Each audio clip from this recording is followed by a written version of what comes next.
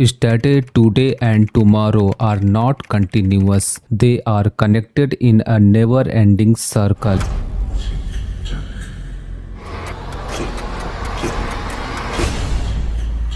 Hello friends, welcome back to the my channel. आज मैं आप लोगों के लिए डार्क सीजन 1 का थर्ड पार्ट लेकर आया हूं, जिसमें हम एपिसोड 7 और 8 की कहानी को जानेंगे। और वीडियो शुरू करने से पहले मैं आपको बताना चाहता हूं कि अगर आपने मेरी डार्क सीरीज पे बनी हुई पिछली 2 वीडियो नहीं देखी हैं तो आप उन दोनों वीडियो को जरूर देख ले, वरना आपको इस वीडियो में कुछ भी समझ में नहीं आएगा। तो जैसा कि हमने पिछले पार्ट में जाना, मिकेल कोई और नहीं बल्कि माइकल है, जो कि 2019 से टाइम ट्रेवल करके 1986 में गया। वहीं वो अनजान बच्चे की लाश कोई और नहीं बल्कि अल्ड्रिक के छोटे भाई मैट्स निल्सन की थी। वहीं दूसरी तरफ हम नोवा के बारे में भी जान पाए, जो कि 1986 और 2019 में बिल्कुल सेम दिख रहा था। वहीं एपिसोड 6 के लास्ट सीन में हमने देखा जोनस विंडन केव के जरिए टाइम ट्रेवल करके 1986 में पहुंच गया था। वहीं मैं आपको बताना चाहता हूं कि इसके बाद मेरी एक और वीडियो आएगी, जो कि डार्क सीजन 1 की लास्ट वीडियो होगी, जिसमें हम एपिसोड 9 और 10 की कहानी के साथ साथ इस सीरीज की इम्पोर्टेंट थियरी के बारे में एक्सप्लेन करूंगा। तो चलिए दोस्तों, अब शुरू करते हैं आज के एक्सप्लेनेशन को।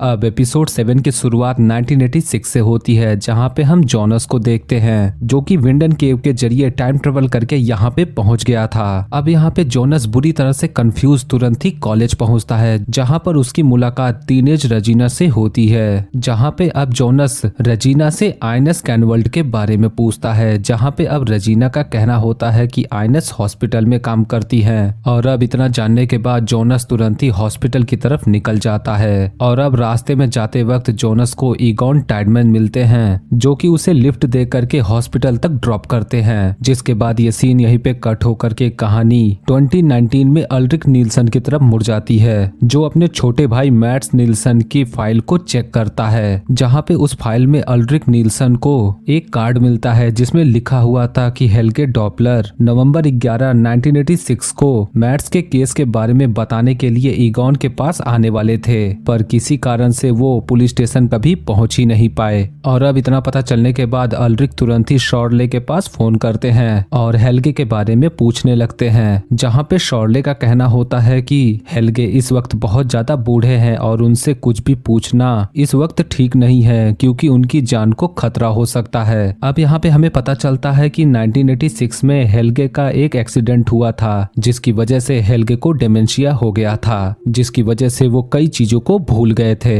जिसके बाद ये सीन यहीं पे कट हो जाती है। वहीं अब अगले ही सीन में हम 1986 में जोनस को देखते हैं, जो कि अपनी दादी आइनस कैनवर्ल्ड को ढूंढते हुए हॉस्पिटल पहुंच गया था। वहीं दूसरी तरफ हम मिकेल को देखते हैं, जो कि उसी हॉस्पिटल में दीवार पे टंगी हुई एक फोटो को देख रहा था। और ये फोटो हर्मेटिका की होती है, जिसे हमने पिछली वीडियो में देखा था। वहीं जब जोनस हॉस्पिटल में पहुंचता है, तब वो मिकेल को आइनस कैनवर्ल्ड के पास बैठा हुआ देखता है। अब इससे पहले कि जोनस आगे बढ़ करके कुछ बोल पाता, तभी वही स्ट्रेंजर इंसान जोनस को रोक लेता है। और अब जोनस ये देख करके बुरी तरह हैरान हो जाता है, जहाँ पे वो समझ नहीं पाता है कि आखिर यहाँ पे क्या हो रहा है। वहीं दूसरी तरफ जोनस मिकेल को अपने साथ 2019 में वापस ले जाना चाहता था, पर यहाँ पर उस स्ट्रेंजर का कहना होता है कि अगर जोनस ने ऐसा किया तो वो अपनी एग्जिस्टेंस को पूरी तरीके से खत्म कर देगा। जिसके बाद अगले ही सीन में हम अल्ड्रिक निल्सन को देखते हैं, जो कि अभी तक जेल में ही बंद होता है। तभी वहाँ पे कैथरीन आ जाती है और वो ईगॉन को सब कुछ सच सच बताती है कि उसके और अल्ड्रिक के बीच में जो कुछ भी हुआ वो एक दूसरे की मर्जी से हुआ।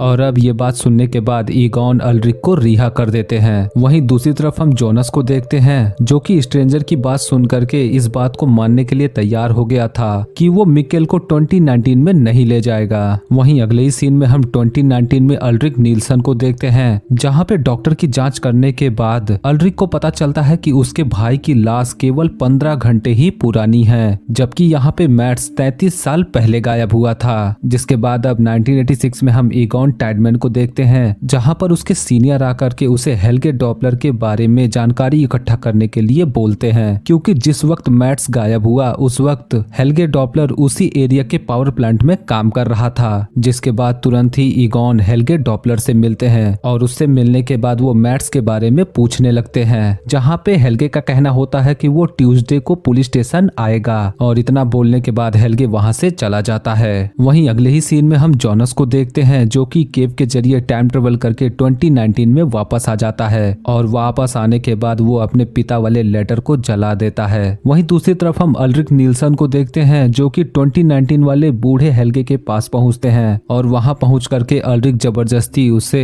अपने भाई के केस के बारे में पूछने लगते हैं। पर यहाँ पे हेल्गे बार बार एक ही बात बोल रहे थे कि वो भविष्य को बदल सकते हैं। अब इससे पहले कि अल्रिक हेल्गे से और कुछ पूछ पाते, तभी वहाँ पे डॉक्टर आ जाते हैं और अल्रिक को पकड़ करके वहाँ से बाहर निकाल देते हैं। और अब जाहिर तौर पे जब शॉर्ले को इसके बारे में पता चलता है, तब वो अल्रिक को सस्पेंड कर देते हैं, क्योंकि इसकी वजह से बूढ़े हेल्गे की जान जा सकती थी। जिसके बाद अब अगले ही सीन में अल्रिक अपनी माँ के पास पहुँचते हैं, जहाँ पे अब अल्रिक की माँ उसे बताती है कि आज से 33 साल पहले 1986 में एक आदमी को एक प्रीस्ट के साथ बात करते हुए देखा था और यहाँ पर उसकी माँ का कहना था कि उस आदमी का एक कान बुरी तरह से कटा हुआ था। अब यहाँ पे हैरानी वाली बात तो ये होती है कि अल्रिक की माँ ने उसी सेम इंसान को आज फिर से देखा है, जो कि बिल्कुल भी बूढ़ा नहीं हुआ था। अब अगर आप ध्यान देंगे तो वो प्रीस्ट कोई और नहीं बल्कि नोवा था और वो दूसरा इंसान जिससे वो बातें कर रहा था वो कोई और नहीं बल्कि हेल्गे डॉपलर था। और अब इतना जानने के बाद अल्रिक तुरंत ही समझ जाते हैं कि वो हेल्गे ही है, इसीलिए वो तुरंत ही फिर से हॉस्पिटल पहुंच जाते हैं। और अब हॉस्पिटल पहुंच करके अल्रिक देखते हैं कि वहाँ पे बूढ़ा हेल्गे नहीं होता है। और अब छानबीन करने पर अल्रिक को वहाँ पर एक किताब मिलती है, जो कि वही book a journey through time होती है। अल्रिक को उस बुक के अंदर वही सेम कॉइन मिलती है जिसे हमने उन सभी बच्चों के गले में लटका हुआ देखा था। और अब इतना देखने के बाद अल्रिक समझ जाते हैं कि बच्चों का किडनैपर कोई और नहीं बल्कि हेल्गे डॉपलर ही है। और अब इतना जानने के बाद अल्रिक तुरंत ही शॉर्ले को फोन करके बताते हैं कि किडनैपर हेल्गे है। और इतना बोलने के बाद अल्रिक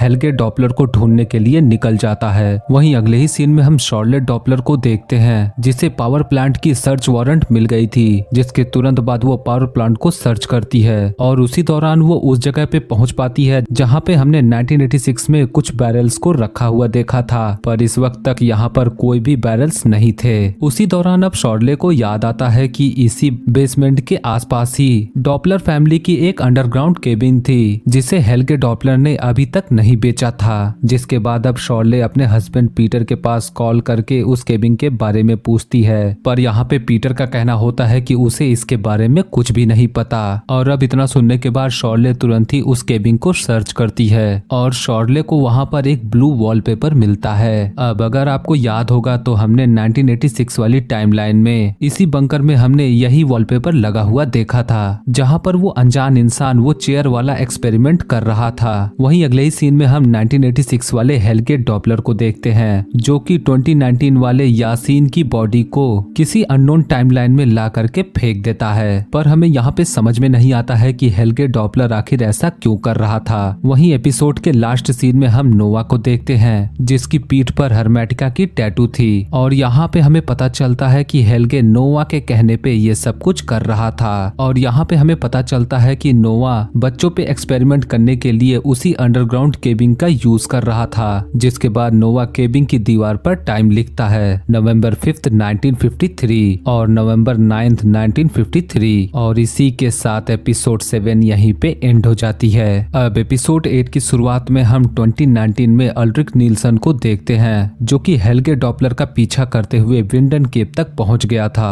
और वहां पहुंचने के बाद अल्रिक देखते हैं कि बूढ़ा हेल्गे विंडन केव के अंदर चला जाता है और थोड़ी ही देर बाद केव के अंदर से अजीब सी आवाजें आने लगती हैं, जिसके जरिए हम जान पाते हैं कि बूढ़ा हेल्गे किसी और टाइमलाइन में ही टाइम ट्रेवल करके चला गया। जिसके बाद अब अल्रिक हेल्गे का पीछा करते हुए विंडन केव के अंदर चले आते हैं और आगे आने पर अल्रिक को भी वहाँ पे दो रास्ते मिलते हैं। अल्रिक उसमें से दूसरा रास्ता चुन करके आगे बढ़ते हैं और आगे बढ़ते हुए वो विंडन केव से बाहर निकल आते हैं। और बाहर आने के बाद अल्रिक जब सड़क के पास पहुँचते हैं तब वो पूरी तरह हैरान हो जाते हैं, क्योंकि यहाँ पर अल्रिक रोड पे चलती हुई कुछ पुरानी कार्स को देखते हैं, जो कि 1986 से भी ज्यादा पुरानी होती हैं। और यहाँ पे हमें पता चलता है कि अल्रिक विंडन केव के जरिए टाइम ट्रेवल करके 1953 में पहुंच गए थे, यानी कि विंडन केव के अंदर से दूसरा रास्ता लेने पर वो रास्ता 1953 में निकलता है। अब दोस्तों यहाँ पर इस पॉइंट तक मैं एक बार फिर से कुछ कैरेक्टर्स को इंट्रोड्यूस करना चाहता हूँ, क्योंकि यहाँ की टाइमलाइन 1953 है और इस वक्त के कैरेक्टर एकदम अलग हैं, जिसमें यहाँ पे पहली फैमिली है डॉपलर फैमिली, जिसके फर्स्ट मेंबर है बर्न डॉपलर और उनकी वाइफ का नाम ग्रेटा डॉपलर है और उनके बच्चे का नाम हेल्गे डॉपलर है। वहीं दूसरी फैमिली है टाइडमैन फैमिली, जिसमें ईगॉन टाइडमैन है और इनकी वाइफ का नाम डोरिस टाइडमैन है और इनकी एक बेटी है जिसका नाम क्लोडिया टाइडमैन है। और अगली फैमिली है कैनवर्ल्ड फैमिली, जिसमें हम आइनेस कैनवर्ल्ड को देखते हैं, जो कि इस वक्त काफी छोटी है। वहीं अगली फैमिली है नीलसन्स फैमिली, जिसमें एग्नेस नीलसन है और उनके बेटे का नाम ट्रॉन्टे नीलसन है। वहीं लास्ट में एक जेन नाम की छोटी बच्ची है, जो कि 2019 में ट्रॉन्टे की वाइफ है। तो चलिए अब चलते हैं स्टोरी की तरफ। तो जैसा कि हमने देखा, अल्ड्रिक केव के जरिए टाइम ट्रेवल करके 1953 में पहुंच गए थे और अब वो बुरी तरह से हैरान वहां की सड़कों पे चल रहे थे। तभी वहां पर एक कार आके रुकती है, जिसमें से एक लड़की और एक छोटा बच्चा बाहर आता है। जिसके बाद अल्ड्रिक उस छोटे बच्चे से आज की ईयर पूछते हैं, जहाँ पे उसका कहना होता है कि ये 1953 है। अब यहाँ पे इम्पोर्टेंट बात तो ये होती है कि वो छोटा बच्चा कोई और नहीं बल्कि ट्रॉन्टे नीलसन होता है, जो कि अल्ड्रिक नीलसन के पिता हैं। वहीं वो लड़की कोई और नहीं बल्कि एग्नेस नीलसन होती है, जो कि उसकी दादी है। पर यहाँ पे अल्ड्रिक इन दोनों से ज्यादा बड़े हैं। जिसके बाद ये सीन यहीं पे कट हो जाती है। वहीं अगले ही सीन में हम एक छोटे बच्चे को देखते हैं, जो कि कोई और नहीं बल्कि हेल्गे डॉपलर होता है। अब अगले ही सीन में हम ईगॉन टाइडमैन को देखते हैं, जिन्हें पावर प्लांट वाली जमीन पर दो अनजान बच्चों की लाश मिलती है। अब यहाँ पे कोई भी पुलिस वाला ये नहीं जान पाता है कि ये बच्चे आखिर है कौन, पर यहाँ पे हमें पता चलता है कि ये दोनों लाशें एरिक और यासीन की हैं, जो कि 2019 में गायब हुए थे।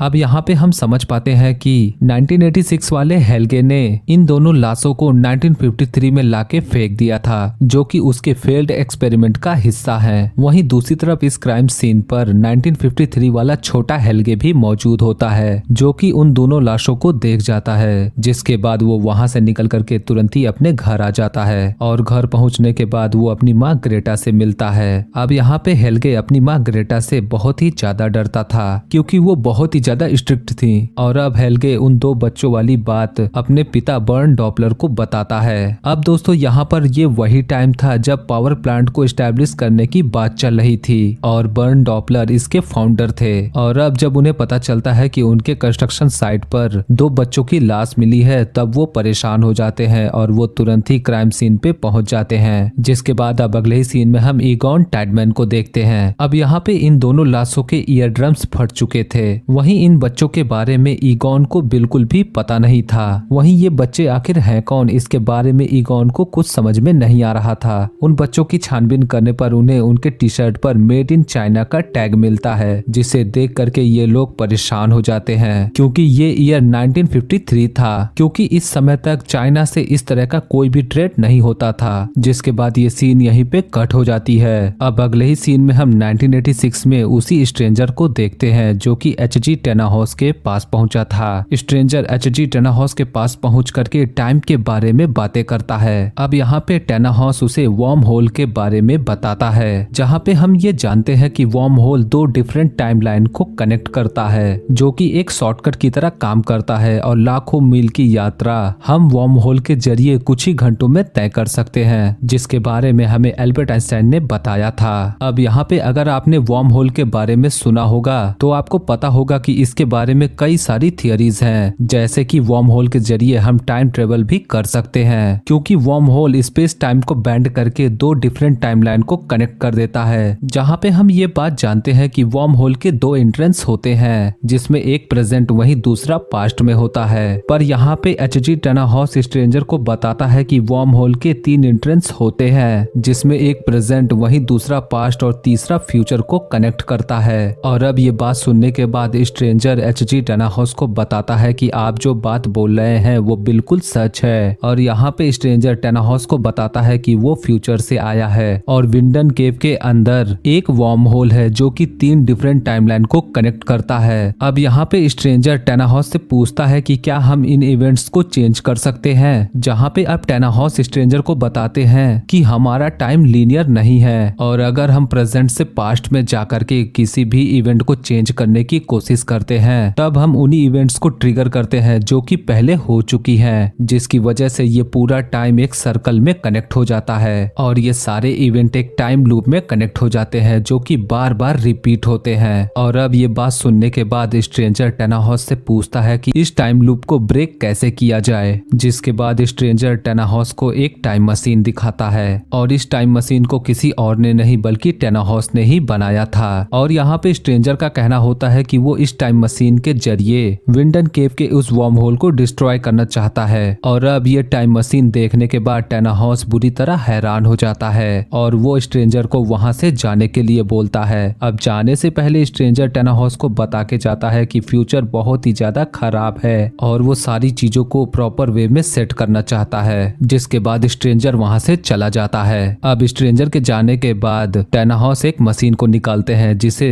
उन्होंने अपने शेल्फ में रखा था और अब हम यहाँ पे देख पाते हैं कि ये वही सिमिलर मशीन होती है। अब यहाँ पे टेनाहॉस के पास 2 टाइम मशीन थी जो कि डिफरेंट टाइमलाइन से थी। अब अगले ही सीन में हम 1953 में हेल्गे डॉपलर को देखते हैं जो कि अपने घर के पास खेल रहा था। तभी वहाँ पे कुछ बच्चे आकर के हेल्गे को परेशान करते हैं और उसी वक्त अल्रिक वहाँ पहुँच जाते हैं, जिसे देख करके वो बच्चे वहाँ से भाग जाते हैं। और अब यहाँ से निकल करके अल्रिक एचजी टेनाहॉस के पास पहुँचते हैं जो कि इस वक्त काफी ज्यादा यंग होते हैं। अब वहाँ पहुँच करके अल्रिक एचजी टेनाहॉस से पूछते हैं कि क्या आपने अ जर्नी थ्रू टाइम किताब लिखी है, जिसपे टेनाहॉस का कहना होता है कि उन्होंने ऐसी कोई भी किताब नहीं लिखी है। अब यहाँ पे उस बुक को टेनाहॉस ने ही लिखा था, पर इस बुक को उसने 1986 के बाद लिखा। अब ये दोनों आपस में बात कर ही रहे थे कि तभी वहाँ पर 2 लड़कियां आती हैं और ये दोनों कोई और नहीं बल्कि आइनस और जेन होती हैं, जो कि टेनाहॉस को बताती हैं कि पावर प्लांट के कंस्ट्रक्शन साइट पर पुलिस को 2 बच्चों की लाशें मिली हैं। और अब जाहिर तौर पर अल्रिक ये सुनने के बाद वहाँ से तुरंत ही निकल जाते हैं, जिसके बाद अब अगले ही सीन में हम एग्नेस और ट्रांटे को देखते हैं जो कि क्लॉडिया के घर में रेंट पे रहने के लिए आए थे। जिसके बाद अब अगले ही सीन में हम हेल्गे डॉपलर को देखते हैं जो कि क्लॉडिया के साथ में होता है। अब यहाँ पे क्लॉडिया हेल्गे के स्कूल के सभी कामों में उसकी मदद करती थी। वहीं दूसरी तरफ हम डोरिस और एग्नेस के बीच में एक अजीब सा अट्रैक्शन बढ़ते हुए देखते हैं। अब यहाँ पे एग्नेस और ट्रांटे इस शहर में नए थे, इसीलिए डोरिस उन्हें विंडन शहर घुमाने के लिए ले जाती है और इन लोगों के साथ क्लॉडिया भी होती है। जहाँ पे अगले ही सीन में हम देखते हैं कि ट्रांटे और क्लॉडिया एक दूसरे से काफी ज्यादा अट्रैक्ट हो रहे थे और इस बात से हेल्गे काफी ज्यादा नाराज हो जाता है और उसी गुस्से में हेल्गे क्लॉडिया के एक पेट डॉग ग्रिचिन को विंडन केव के पास छोड़ देता है और वो डॉग विंडन केव के अंदर चला जाता है और केव के अंदर जाने के बाद वो डॉग कभी वापस नहीं आता है। वहीं जब इस बात की खबर ईगॉन को लगती है तब वो उस डॉग को ढूंढने के लिए विंडन केव की तरफ जाते हैं। जिसके बाद अब अगले ही सीन में हम अल्रिक को देखते हैं जो कि ईगॉन टैडमैन से मिलता है और ईगॉन से मिलने के बाद वो दोनों बच्चों के बारे में पूछता है जिनकी लाश ईगॉन को पावर प्लांट के कंस्ट्रक्शन साइट पे मिली थी। पर यहाँ पर ईगॉन को अल्रिक के ऊपर शक हो जाता है क्योंकि यहाँ पे अल्रिक हेल्गे के बारे में भी पूछ रहा था, पर यहाँ पर ईगॉन अल्रिक को कुछ भी नहीं बताते हैं, जिसकी वजह से अल्रिक वहाँ से तुरंत निकल जाते हैं और हेल्गे को ढूंढने लगते हैं। और काफी ढूंढने के बाद अल्रिक को हेल्गे केबिन के पास खेलता हुआ मिल जाता है जो कि वहाँ पे मरे हुए पंछियों को कलेक्ट कर रहा था। अब यहाँ पे अल्रिक छोटे हेल्गे को देखने के बाद समझ जाते हैं कि हेल्गे ही किडनैपर है और अगर वो छोटे हेल्गे को 1953 में ही मार देते हैं तो 1986 और 2019 में बच्चों की किडनैपिंग नहीं होगी। जिसके बाद अल्रिक तुरंत ही छोटे हेल्गे को पकड़ करके उसी केबिन के अंदर ले आते हैं और अब अल्रिक हेल्गे को मारने के लिए पत्थर से कई वार करते हैं, जिसकी वजह से छोटा हेल्गे बुरी तरह से घायल हो जाता है। जिसके बाद अल्रिक हेल्गे को वहीं पे मरता छोड़ करके निकल जाते हैं। वहीं एपिसोड के लास्ट सीन में हम एक बूढ़ी औरत को देखते हैं जो कि सभी कैरेक्टर्स के फोटो को वॉल पे लगा करके देख रही थी। अब दोस्तों यहाँ पर सबसे इम्पोर्टेंट बात, क्योंकि ये टाइमलाइन ना तो 1953 था, ना ही 1986, ना ही 2019, बल्कि ये फ्यूचर में 33 साल आगे 1952 था। और इसी के साथ एपिसोड 8 यहीं पे एंड हो जाती है। अब दोस्तों यहाँ पर हम कई चीजों को समझ पाए हैं। पहला ये कि हेल्गे नोवा के लिए काम कर रहा था और नोवा के कहने पर ही हेल्गे बच्चों को किडनैप करके उस एक्सपेरिमेंट में यूज कर रहा था और उनके मर जाने पर उनकी बॉडी को जून 1953 और 2019 में बरी कर रहा था। वहीं अल्रिक ने छोटे हेल्गे के ऊपर हमला करके उसे मार दिया है। अब दोस्तों मैं आप लोगों को उस एंशिएंट आर्टिफैक्ट हर्मेटिका के बारे में बताता हूँ। हर्मेटिका दरअसल एक इजिप्शियन टेक्स्ट है जिसमें एल्केमी से जुड़ी हुई बातें लिखी हैं। साथ ही इसमें वर्ल्ड के क्रिएशन के बारे में भी लिखा गया है। ऐसा माना जाता है कि इस टेक्स्ट को 200 से 800 ईस्वी के आसपास लिखा गया था और कई लोगों का तो ऐसा मानना है कि ये टेक्स्ट वर्ल्ड के क्रिएशन के पहले से मौजूद है। वहीं मैं आपको बताना चाहता हूँ कि ये आर्टिफैक्ट एकदम रियल है। अब यहाँ पे किसी को भी नहीं पता कि ये आर्टिफैक्ट कितना पुराना है। वहीं इस आर्टिफैक्ट के लेखक का नाम हेमीज बताया जाता है, जहाँ पे कई अलग अलग साइंटिस्ट ने इसके ऊपर अपनी एक्सप्लेनेशन दी है और इस टेक्स्ट को कई अलग अलग भाषाओं में कन्वर्ट किया गया है। वहीं डार्क सीरीज में इस टेक्स्ट को मॉडिफाई करके यूज किया गया है, जिसका हिंट हमें इस पूरी सीरीज में कई जगह पे मिलता है। तो दोस्तों ये थी डार्क सीजन 1 के एपिसोड 7 और 8 की कहानी। अब इस पॉइंट तक कई लोगों को ये सीरीज काफी ज्यादा कंफ्यूजिंग लग रही होगी, पर मैं आपको यकीन दिलाता हूँ कि अगर आप मेरी वीडियो बहुत ही ध्यान से देखेंगे तो आगे आने वाली वीडियोस में हम इस पूरी कहानी को ठीक ढंग से समझ पाएंगे। तो दोस्तों उम्मीद करता हूँ कि आपको ये वीडियो पसंद आया होगा। वीडियो अच्छी लगी हो तो वीडियो को लाइक और चैनल को सब्सक्राइब जरूर करें, ताकि जब मैं इसका अगला पार्ट अपलोड करूँ तो उसकी नोटिफिकेशन आपको तुरंत मिल जाए। और आज की वीडियो में बस इतना ही। वीडियो अच्छा लगे तो वीडियो को लाइक और शेयर जरूर करें और आने वाली वीडियोस की नोटिफिकेशन पाने के लिए हमारे चैनल को जरूर सब्सक्राइब करें। मिलूंगा आपसे अगली वीडियो में, तब तक के लिए गुड लक।